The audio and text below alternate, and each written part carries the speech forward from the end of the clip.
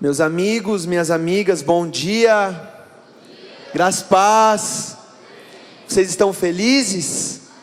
Amém. É muito legal quando a gente chega em um culto nessa manhã, ter um contato com os pastores, todos com os seus espíritos renovados, felizes. Cheguei ali no pastor Coca, no pastor André, falei, vocês estão até com uma aparência de menos cansado, né? Eu até falei com o pastor, quando os pastores vão viajar, eles enviam os missionários, né? Você pode perceber isso. E é com muita alegria, pastor, que eu, a minha esposa, a Bianca, meu amor, fica de pé, por favor. Ela não gosta que eu faça isso, mas eu tenho que apresentar, porque ela orou muito e eu orei muito. Ela orou pouco, na verdade, né? Porque para mim é uma honra, um privilégio poder caminhar do teu lado. Muito feliz em poder compartilhar deste tempo que nós estamos aqui em Dourados, com essa família tão preciosa chamada Comunidade Batista da Paz, CBPaz, que nos acompanham desde o ano de 2020. Obrigado, meu amor, obrigado aos pastores, aos líderes, a todos os departamentos que fazem parte dessa igreja. E eu tenho uma palavra para o teu coração. Você quer ouvir um pouquinho aquilo que o Senhor quer falar com o seu coração nessa manhã? Eu quero agradecer também a vida do pastor Coca, da pastora Fernanda, que pensam em toda a logística, a qual quando nós combinamos de nós virmos para cá, todos os irmãos que fazem parte disso, todos muito com esperança em poder nos receber. O Lucas, quero agradecer a vida do Lucas que nos recebeu nos 6 primeiros dias. Também agradecer a vida do nosso amigo Osmar, da sua esposa Alessandra, a Júlia e a Júlia e todas a família que nós já tivemos o convívio, e todos os irmãos ainda que nós vamos ter o convívio até então o final dessa nossa primeira estada aqui. Deus abençoe. A Igreja Batista da Paz, a Comunidade Batista da Paz, a CBPaz, é uma igreja que pensa em família e que faz um trabalho missionário não para os com os de fora, mas também para com os de dentro. E isso nos enche de esperança, saber que o reino de Deus está sendo pregado, famílias estão sendo cuidadas, a mensagem do Evangelho está sendo espalhada, não só nesse templo físico, mas também nas casas, através das células. E eu gostaria, quando eu orei ao Senhor perguntando o que eu poderia ministrar aos corações de vocês nessa manhã, o Senhor me deu uma palavra com muita esperança, e eu gostaria de ministrar com vocês com muito temor. E eu considero que essa mensagem é uma mensagem de ensino, é uma mensagem a qual vai nos dar base e fundamento para nós podermos pregar o Evangelho, para nós podermos evangelizar as pessoas que ainda não conhecem a Jesus, e para que também o nosso futuro venha a ser ressignificado em Jesus e na sua esperança. Vocês vão entender, e por isso eu quero que vocês abram, por favor, no Novo Testamento, na carta que Paulo escreve aos Coríntios. Então, 1 Coríntios capítulo 15.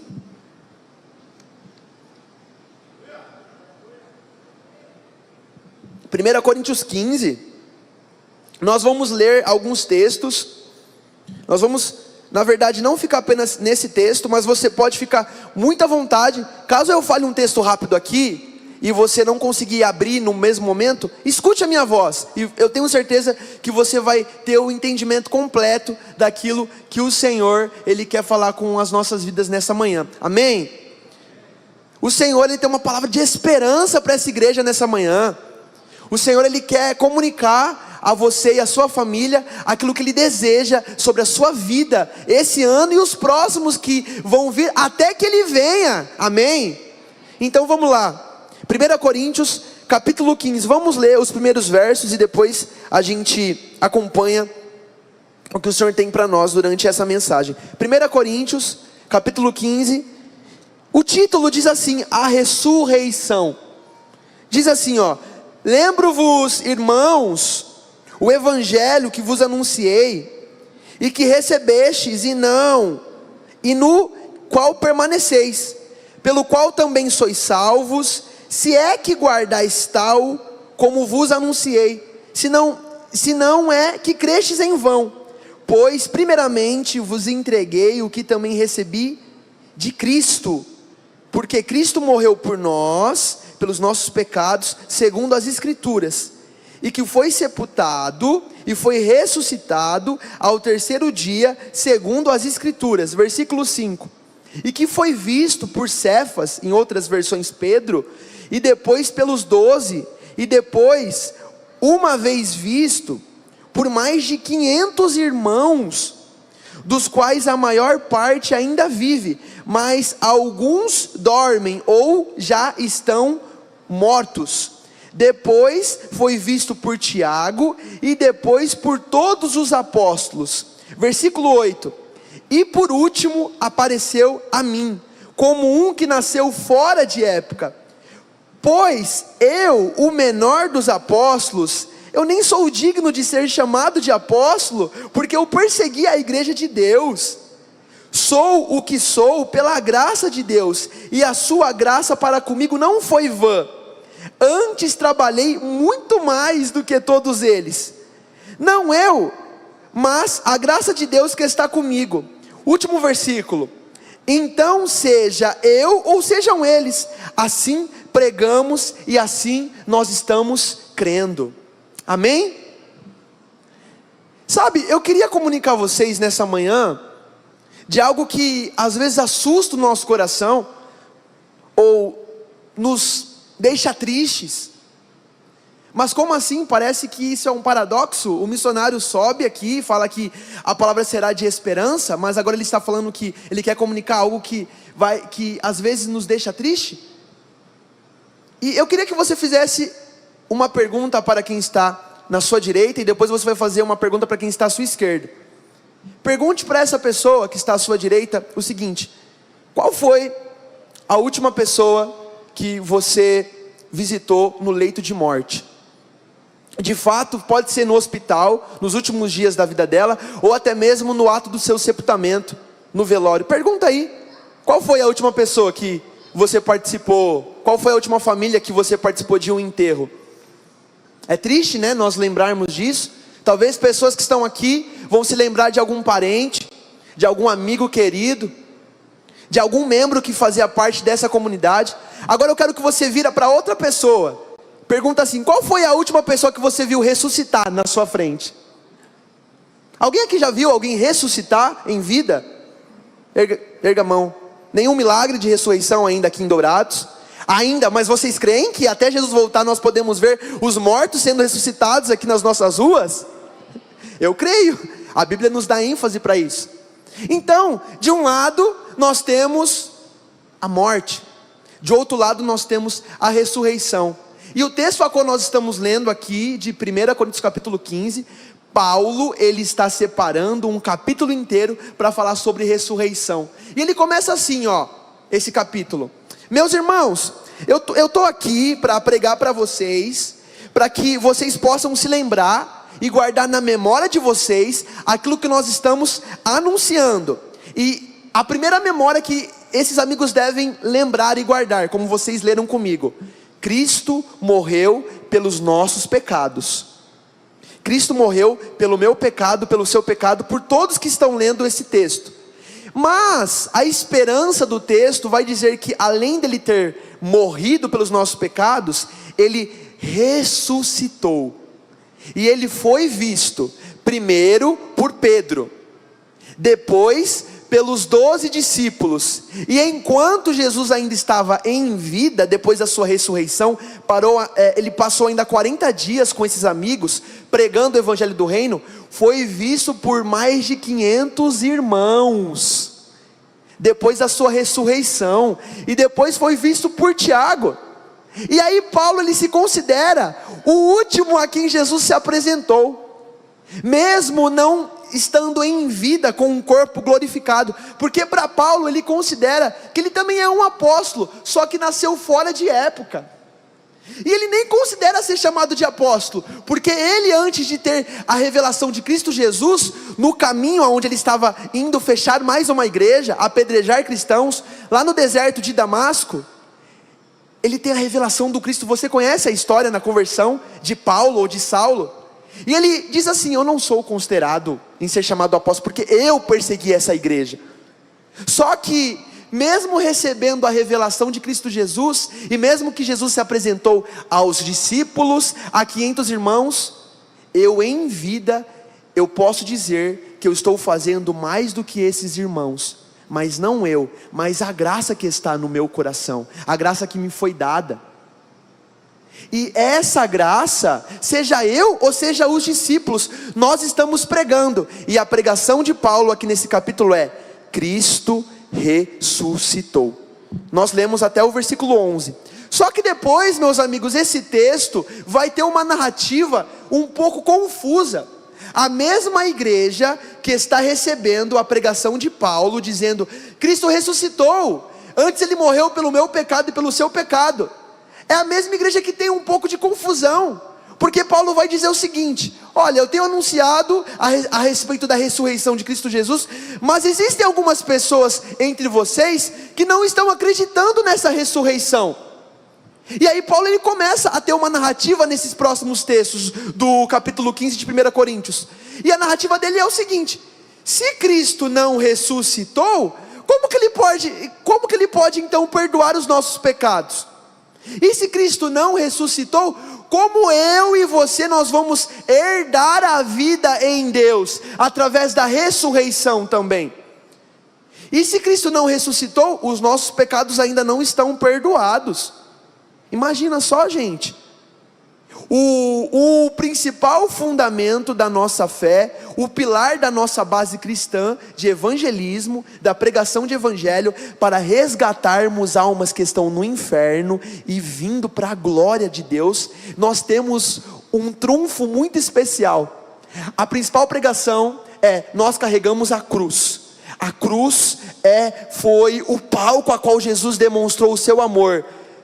João 3,16, João 3,17, Cristo ele veio não para condenar todos que estavam em pecados, mas para amar. Deus ele decidiu amar, e ele ressuscitou, e todos aqueles que creem que esse sacrifício foi vivo e eficaz para perdoar pecados, já estão salvos.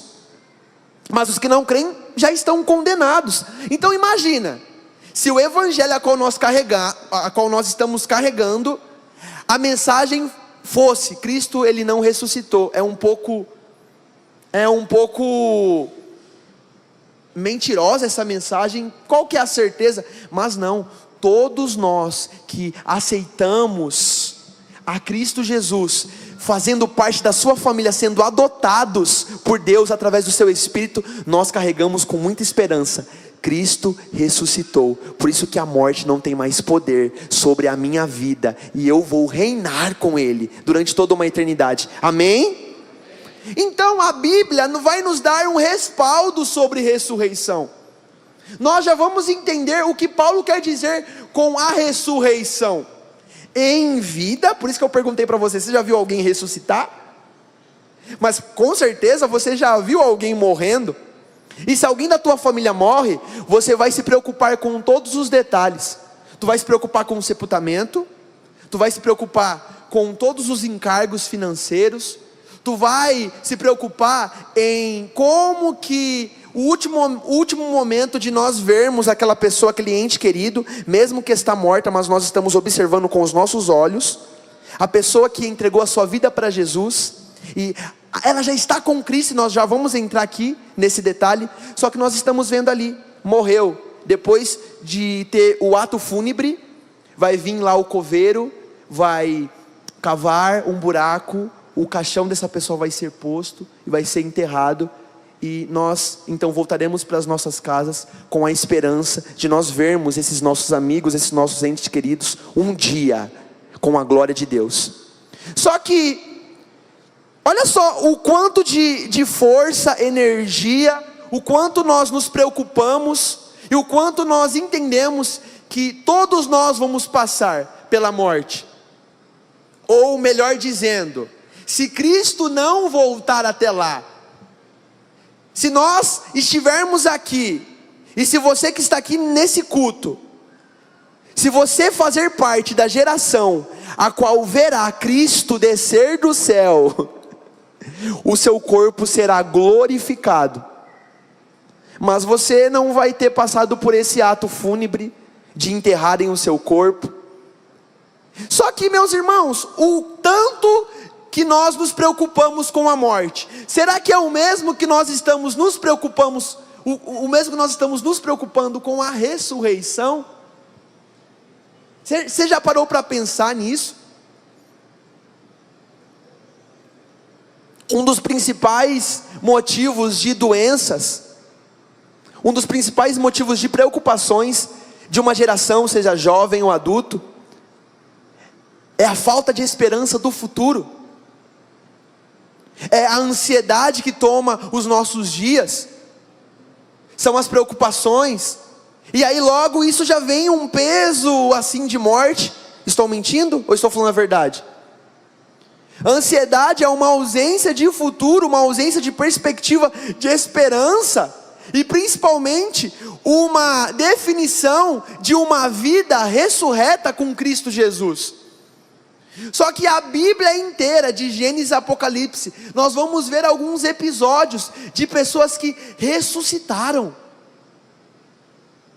E eu estou falando de pessoas que ressuscitaram, e depois que elas ressuscitaram, ainda viveram por um certo tempo de vida, depois morreram, e estão aguardando a ressurreição ainda.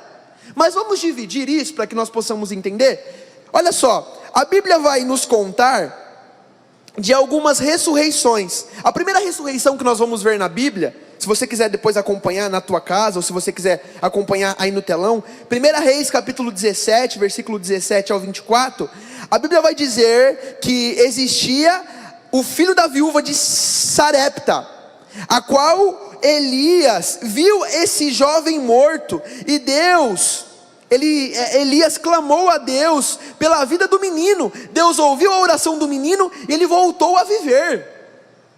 Gente, morreu.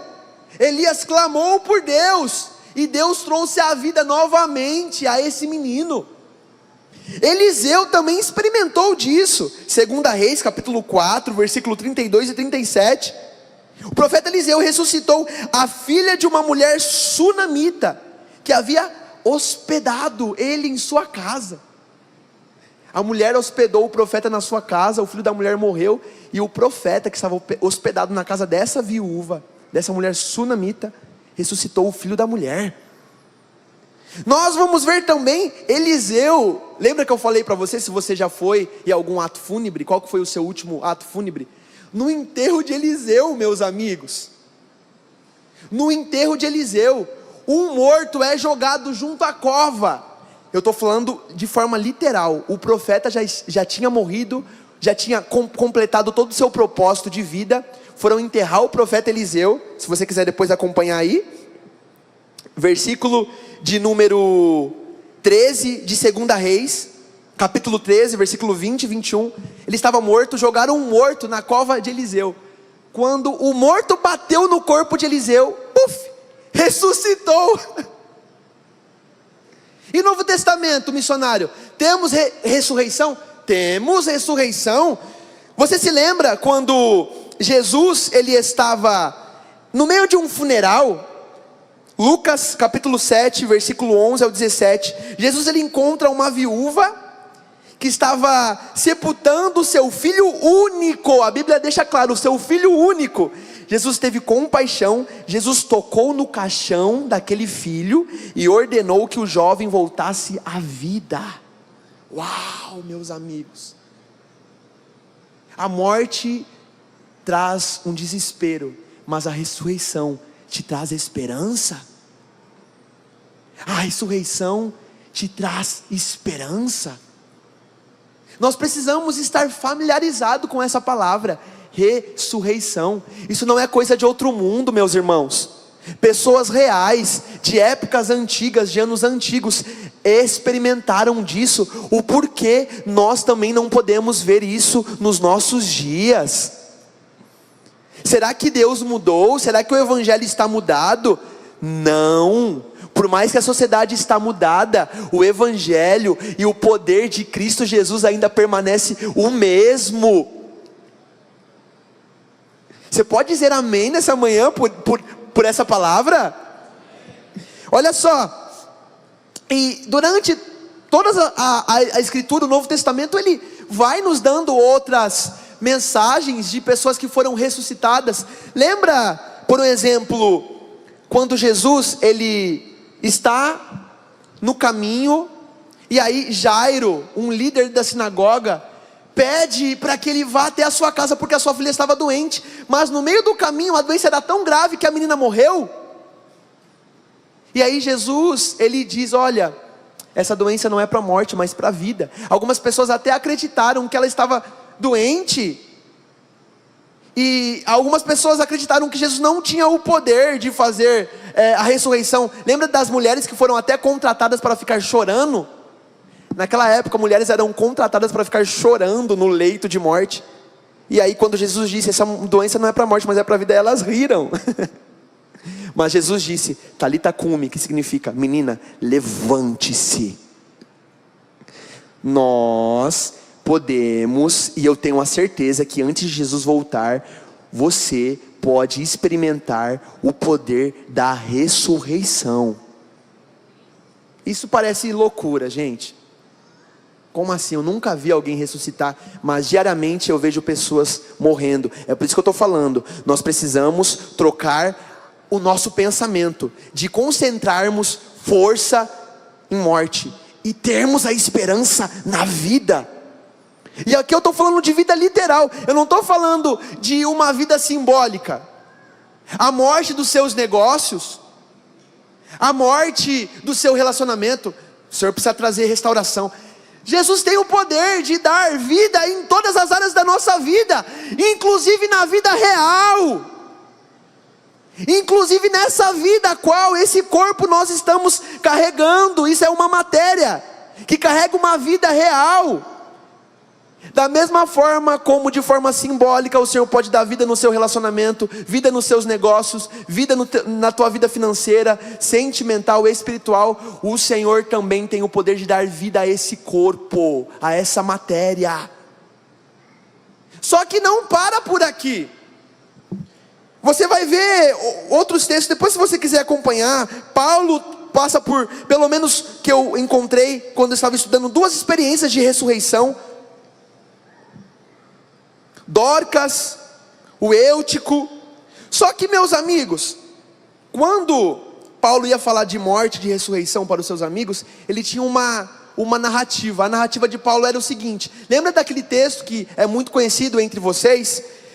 Filipenses 1, 21 ao 24. Pois para mim o viver é Cristo e o morrer é lucro.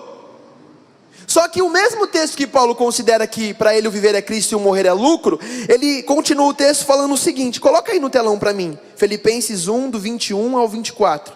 Então 21 tá: pois para mim o viver é Cristo e o morrer é lucro. 22, mas se eu continuar vivo, eu posso trabalhar e produzir fruto para Cristo.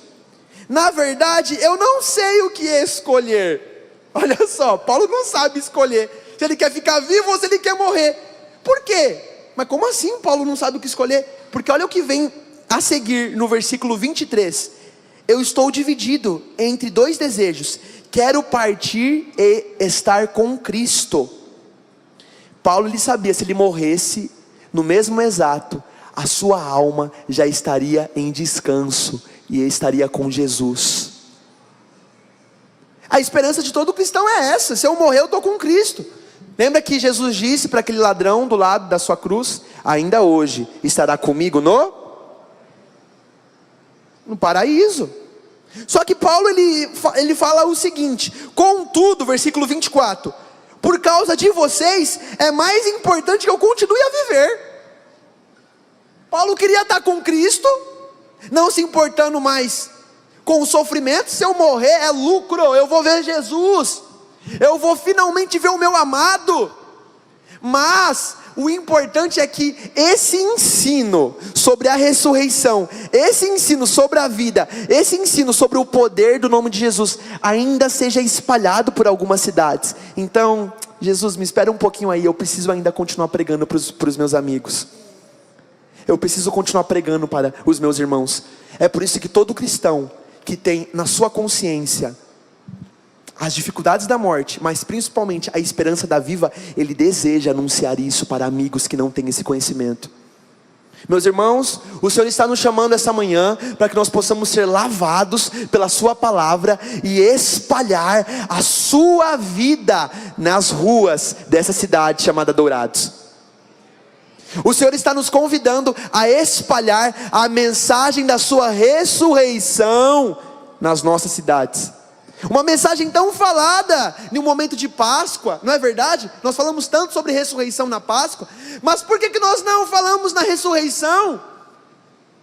Quando nós vemos alguém no leito de morte, nós estamos com essa esperança, a pessoa vai morrer e vai estar tudo bem. Talvez é até o plano de Deus, e eu acredito que é o plano de Deus, encurtar algumas vidas para abolir do sofrimento. Ninguém quer ver ninguém no leito de morte sofrendo. Quantos aqui já fizeram essa oração de um ente querido quando estava morrendo? Senhor, a minha vontade é que o Senhor possa dar cura, mas Pai, não permita que esse meu irmão, essa minha amiga, esse meu amigo, esse meu parente sofra. Recolha ele. Quantos já fez? Eu já vi a minha mãe. Pode levantar a mão para eu ver se eu não estou sozinho. Amém? Eu já vi a minha mãe orando assim pelo meu avô. O sofrimento, meus amigos, é doloroso. O sofrimento abate a nossa alma, nós não conseguimos mais pensar em nada, nós não conseguimos produzir, nós não conseguimos. Eu posso estar aqui falando aqui de esperança para vocês, uau, Cristo Jesus, mas vai eu ter uma doença, vai eu estar no leito de morte, será que isso, o que eu estou pregando, vai ser vivificado na prática? Então essa é uma esperança, para que todos nós possamos viver isso na prática também. Só que tem um contexto, tem uma finalização dessa mensagem. Eu já estou caminhando já para o ato final dessa mensagem. Eu quero ser muito prático com vocês nessa manhã. Ao mesmo ponto que Paulo ele diz, olha, vocês precisam acreditar que Cristo ressuscitou. Você precisa acreditar que já teve histórias no passado a qual vidas foram ressuscitadas. E vocês precisam acreditar, se você morrer agora você vai estar com Cristo. Só que, meus amigos, além dessa ressurreição em vida, até a nossa morte, existe uma ressurreição superior dessa era. Existe uma ressurreição de um corpo que será glorificado, aonde quando você for ressurreto desse corpo, você nunca mais vai experimentar a morte, você nunca mais vai experimentar a doença, você nunca mais vai experimentar o desespero. E Paulo ele vai dar essa narrativa. E sabe como que Paulo ele começa abordando isso, meus amigos? Falando o seguinte. Ele diz, olha, Jesus ressuscitou. Abra para mim aí, por favor, em Mateus 28. O texto da ressurreição de Jesus. Como que nós podemos ter fé e esperança? Presta atenção aqui. Como nós podemos ter fé e esperança com a garantia que esse corpo será ressuscitado?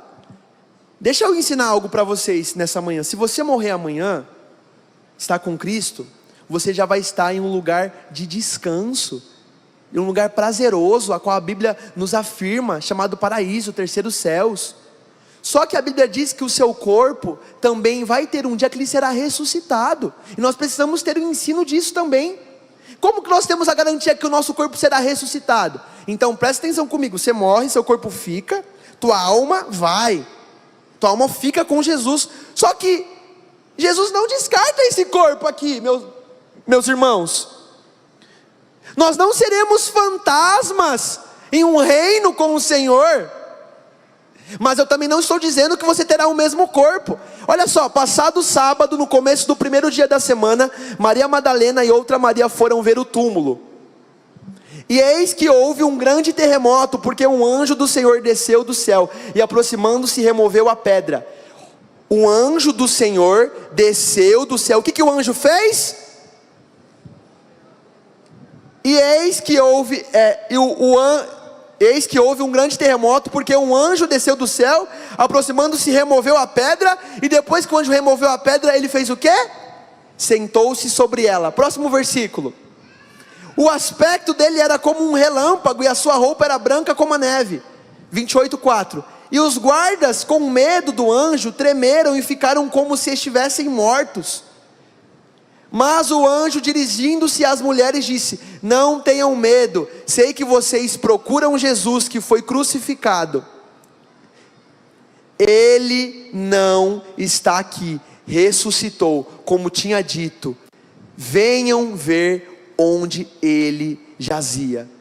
Meus amigos, a Bíblia nos informa que o anjo desceu lá para apenas remover a pedra, ficar sentada sobre a pedra e esperar a primeira pessoa que visse que o corpo de Jesus não estaria mais lá. A Bíblia não diz que foi o anjo que retirou o corpo de Jesus lá. Aí eu pergunto, quem? Cadê o corpo? Cadê o corpo de Jesus? Não foi isso o principal, a principal dúvida entre aqueles irmãos? Os saduceus, os fariseus que não queriam acreditar nisso, disse: coloquem guardas novamente, fechem lá, ninguém pode saber disso. Cadê o corpo de Jesus? Deixa agora, em paralelo com isso daqui, deixa eu ir com vocês para um texto que Jesus, ele já disse antes mesmo desse ato. Abra comigo aí, João, capítulo 5. Esse texto, meus amigos, é um texto que nos dá esperança. 5, 25, 29.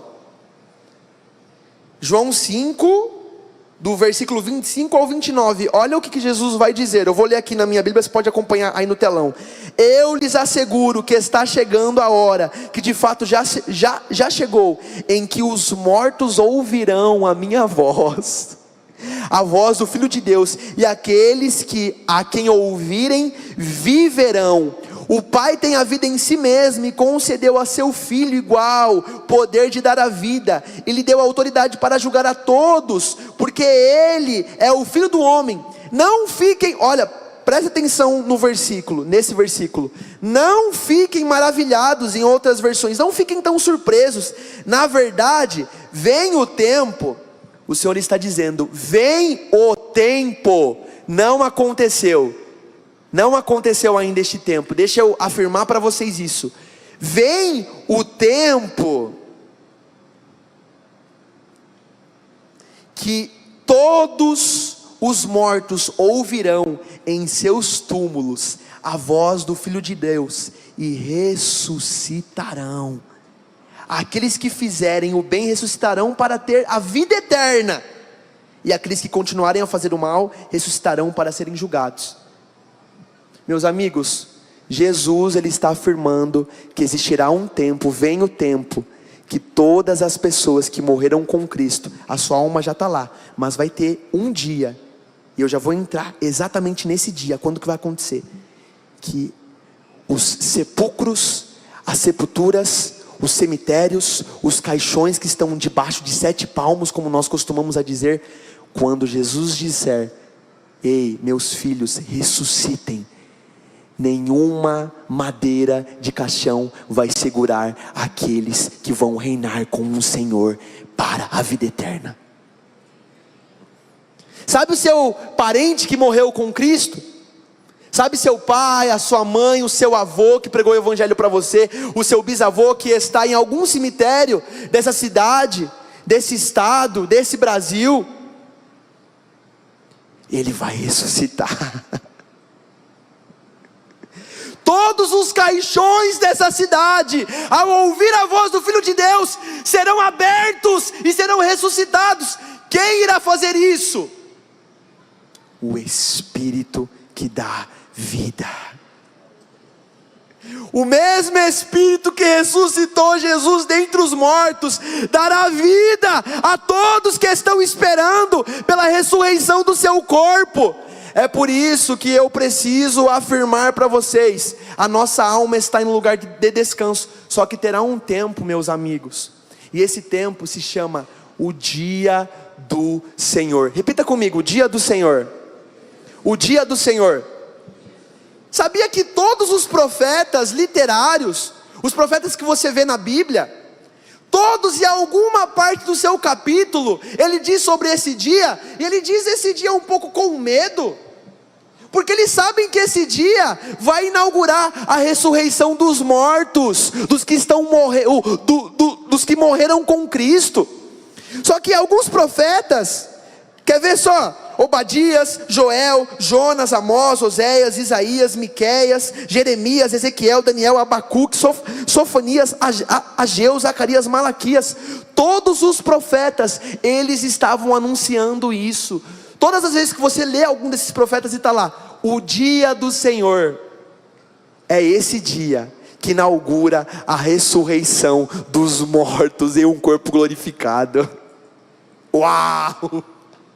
Meu Deus do céu, você quer ver só? Obadias só tem um capítulo. Você sabia que lá fala sobre o dia do Senhor? Obadias 1,15. Está próximo o dia em que eu, o Senhor, isso é Deus falando através da vida do profeta, julgarei todas as nações. Como você fez a Israel, assim lhe será feito, toda a sua maldade cairá sobre a sua cabeça. Sabe por que os profetas, eles dizem, ai daquele dia, o dia do Senhor, nossa, esse dia será de tão terremoto, de escuridão, porque a mesma forma que o Espírito dará vida para todos nós que já estivermos mortos, o Espírito também vai dar vida para todos nós que ainda estivermos vivos para ser glorificado. Mas essa mesma esperança também trará um peso de justiça para todos aqueles que não acreditaram que isso seria capaz, que não entregaram a vida para Jesus. Toda a maldade será aniquilada, toda a morte será rompida, toda a frustração, todos os reis que fazem maldade sobre as nações, todos os impérios maldosos, desde Nero, desde Hitler, todos os governantes que estão agora governando este mundo com maldade, este dia é o dia que o Senhor separou para ressuscitar os salvos da sua igreja, mas também para liberar justiça sobre o globo terrestre. Será um dia único, será um dia que se inicia a nova era. Nós estamos em uma era a qual todos nós vamos passar pela morte, até que Cristo venha. Mas Paulo vai dizer aqui em 1 Coríntios capítulo 15, acompanha comigo, versículo de número 51, eis que eu vos digo um mistério. Para ele é um segredo isso, mas ele está desejando compartilhar com quem está lendo. Nem todos dormiremos, mas todos seremos o quê? Transformados. Então pensa comigo, tu tem que carregar um corpo, porque senão você não vive. Ninguém aqui é fantasma. Tem algum fantasma aqui? Graças a Deus. Senão já ia chamar aquele lá do filme lá, os caçadores de fantasma. O Will Smith aparecer nessa porta para poder caçar você. Não tem ninguém fantasma, todos nós somos seres humanos. Mas quando você morresse, eu espero que todos que estão aqui, todos nós com os nossos olhos nós podemos ver os céus abertos e Jesus voltando, e você não experimente a morte. Você experimente o corpo glorificado. Mas se você morrer, tenha esperança, sua alma já estará com Cristo. Mas presta atenção o que vai acontecer. Todas as pessoas que morreram, Abraão, Isaac, Jacó, os discípulos, estão lá, Paulo está lá. Eu quero estar com Cristo, mas eu preciso ficar aqui ainda para poder pregar o evangelho, ensinar isso para os meus amigos. Mas Paulo morreu. Só que todos estão aguardando a ressurreição dos seus corpos. Todos estão aguardando a ressurreição dos seus corpos. Vocês podem subir aqui o pessoal do louvor, para nós cantarmos aquele louvor, o primeiro, seu reino será para sempre, que eu já vou introduzir aqui nessa mensagem. Nós vamos acabar essa mensagem com alegria. Com alegria. Todos estão esperando os seus corpos sendo ressuscitados. E quando que isso vai acontecer? No dia do Senhor. Eu quero que vocês guardem muito bem essa palavra. O dia do Senhor. Todas as vezes que você passar pelas escrituras, seja no Antigo ou no Novo Testamento, e você ouvir o dia do Senhor, lembre, esse será o dia da ressurreição dos corpos mortos e da transformação do seu corpo. E esse será o dia que o Senhor liberar a sua justiça sobre a terra, e nós veremos com os nossos olhos o Senhor aplicando de forma literal e real a sua justiça. Por que nós cantamos? Teu é o reino, vamos lá, para sempre o domínio e o poder, amém, amém. Outra canção que nós cantamos, coroamos a ti, ó Rei Jesus, coroamos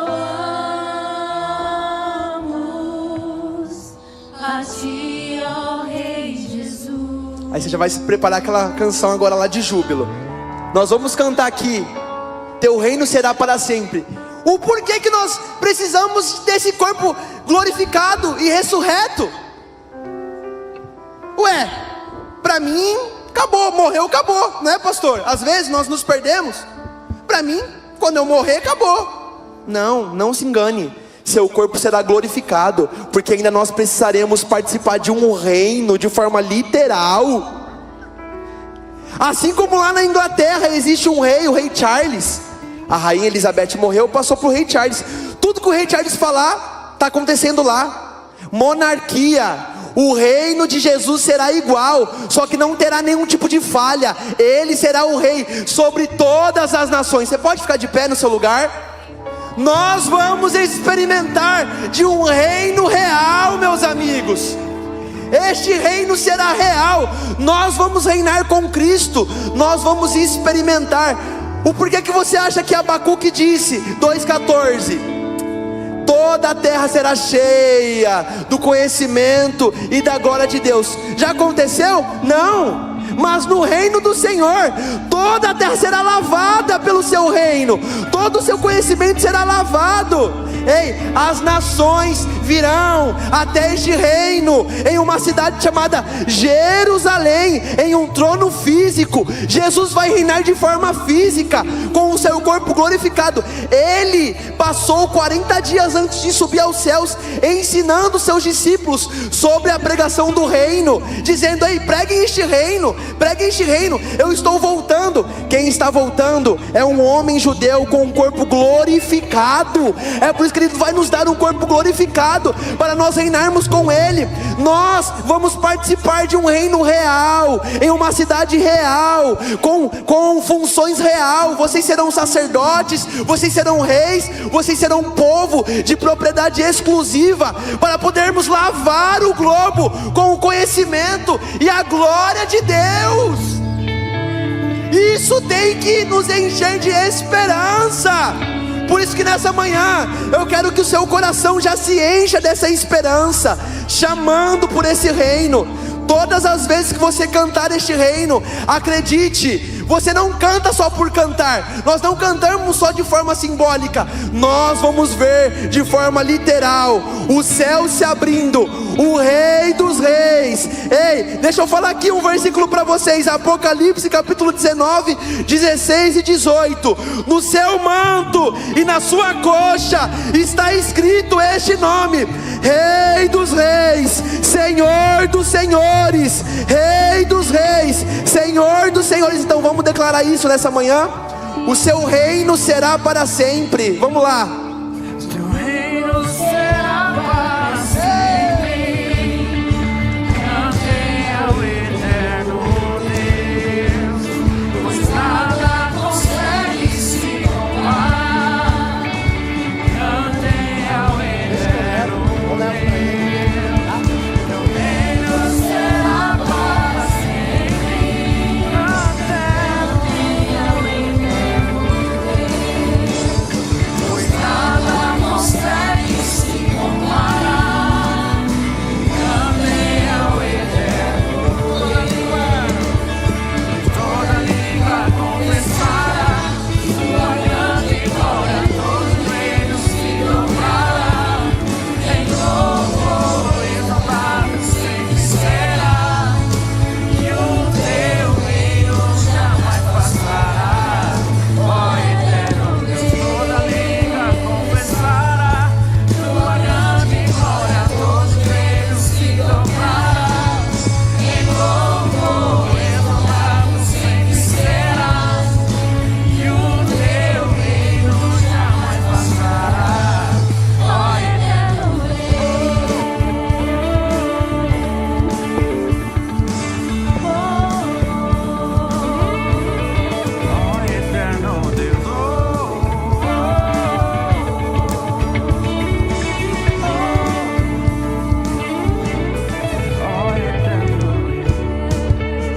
Aleluias, glória a Deus.